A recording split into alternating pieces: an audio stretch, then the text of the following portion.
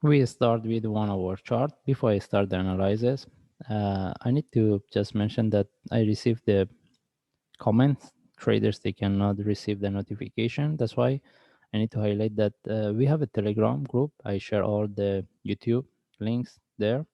Maybe from there they can get the update, or if they join the Telegram, maybe they can receive the notification. And beside that, if they're looking for any analysis, they can go to the playlist, and what they're looking for from there easily they can find rather than searching on the main page. Anyway, we start with 1 hour chart. If we refer to our analysis, we discuss how we can look for trade, and we mention what we have here. We can put this one as a flat for one more drop with the breakout of this low, because we mentioned if the price drop, we can look for divergence. Okay, and as we can see, this is what we get. And if we refer to the indicators, we see we have a divergence. And the reason is we mentioned if we get a drop divergence, then from there we can look for reversal. And we mentioned we can expect the price drop to 360, and as we can see exactly the price drop. And we mentioned any range between 360 sorry 630.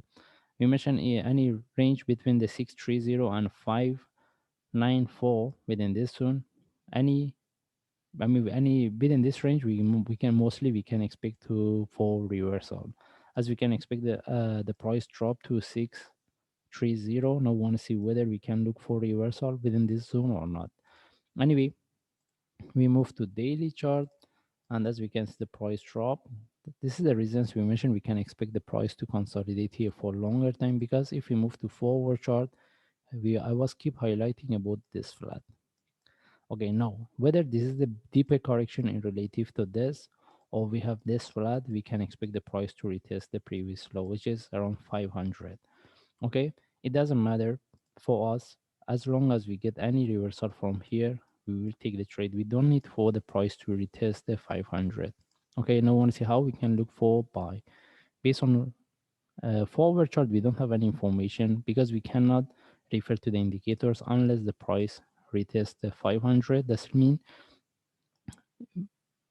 and even based on forward chart, since we don't have the correction, we cannot look for trade. That's mean in this case we move to, we refer to 1 hour chart. And if we refer to 1 hour chart, we have a divergence. That's why if we get any reversal, we can take the trade.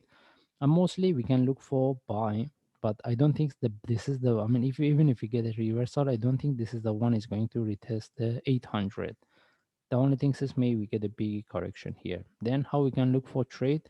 First of all, we don't have any trade set up, and still we can expect the price drop some more.